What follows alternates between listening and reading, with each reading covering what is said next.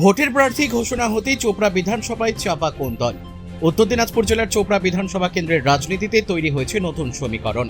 চোপড়া বিধানসভা কেন্দ্রের তৃণমূল কংগ্রেসের প্রার্থী হামিদুর রহমান ঘোষণা হতেই আব্দুল হকের পরিবারের সম্ভাব্য রাজনৈতিক সক্রিয়তা ঘিরে এলাকায় জোর জল্পনা শুরু হয়েছে।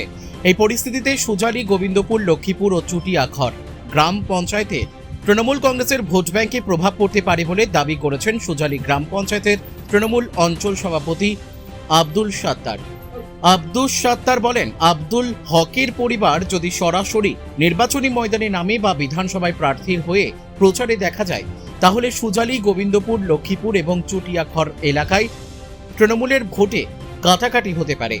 এর দায় আমার বা দলের নয়, দায়ী থাকবেন প্রার্থী হামিদুর রহমান। আমরা দলনেত্রী মমতা বন্দ্যোপাধ্যায়কে সামনে রেখেই ভোট করি। এদিকে কমলাগাঁও সুজালি অঞ্চলের প্রধানের প্রতিনিধি লতিফুর রহমান বলেন, এলাকার মানুষের মধ্যে আব্দুল হকের পরিবারের একটা আলাদা প্রভাব রয়েছে।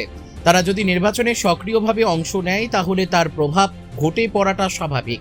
যদিও এই অভিযোগকে গুরুত্ব দিতে নারাজ চোপড়া বিধানসভা কেন্দ্রের তৃণমূল প্রার্থী ও বর্তমান বিধায়ক হামিদুর রহমান।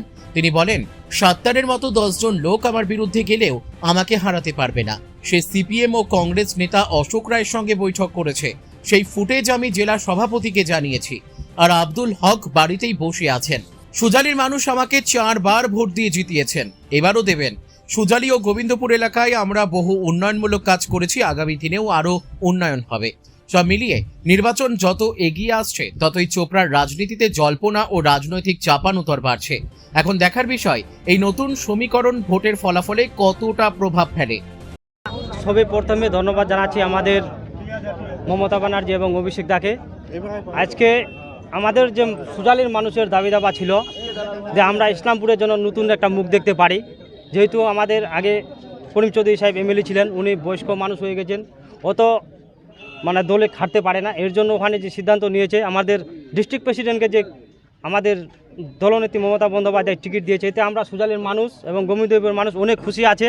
কাল থেকে টিকিটের কথা শুনে অনেক খুশি আছে এবং আমাদের যে চোপড়ার বিধায়ক হামিদুল সাহেবকে টিকিট দিয়েছে, আমরা এটাতেও খুশি আছি।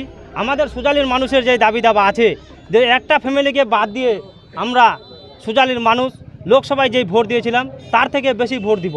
কিন্তু যদি ওই ফ্যামিলিকে নিয়ে কেউ রাজনীতি করতে চায়, তাহলে সুজালির মানুষের কিন্তু মুভমেন্টটা আলাদা হয়ে গেছে। কালকে কিছু ওই একটা ফ্যামিলির লোক এখানে এসে ঢুলিকার ওইদিকে ফায়ার টায়ার করেছে, ভটকা ফুটিয়েছে, এতে সুজালির মানুষ কিন্তু খুব খেপে গেছে। যদি ওই ফ্যামিলিকে নিয়ে কেউ রাজনীতি করতে চায়, তাহলে সুজালির জনগণ সেটা মেনে নেবে না। সে বলছে দিদিকে দেখে ভোট দেবে, আপনাকে দেখে নয়। তারা নতুন প্রার্থী দাবি করেছে, কি বলবেন? এটা সবাই আমরা দিদিকেই দেখে ভোট দিচ্ছি, কারণ আমিও কোনো ফ্যাক্টর না, সাত্তারও কোনো ফ্যাক্টর না। আমাদের মাথায় দিদি আছে এবং দিদি প্রত্যেকটা প্রোগ্রামে দেখবেন, এর আগেও বলছে, এখনো বলছে আমি প্রার্থী, সব 294টা সিটে আমি প্রার্থী। অ্যাকচুয়ালি ঠিকই বলছে, দিদিকে দেখে ভোট দিচ্ছে।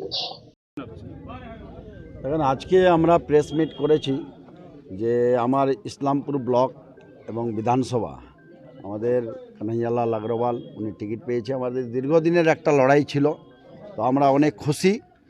সেই জন্য প্রেস মিটিংকে আজকে ডাকা। আর আমাদের সামনে ঈদের জন্য অগ্রিম শুভেচ্ছা, যাতে আমরা এই ঈদ উল ফিতরটাকে ভালোভাবে মানাতে পারি। বিশেষ করে আমরা ইসলামপুর ব্লক, ইসলামপুর আমাদের পুলিশ স্টেশন, সব কিছু তো আমাদের ইসলামপুরে। তো সেই জন্য আমরা এবারে যাকে চেয়েছিলাম যে আমাদের এবারে ইসলামপুর বিধানসভা থেকে যাতে আমরা প্রার্থী চেঞ্জ করতে চেয়েছিলাম, সেটা আমাদের হয়েছে। আমরা যেটা ভাবছিলাম সেটা আমার মন পছন্দ ক্যান্ডিডেট আমরা পেয়েছি। চোপড়া থেকে দেবব্রত চক্রবর্তীর রিপোর্ট, কুলিক নিউজ।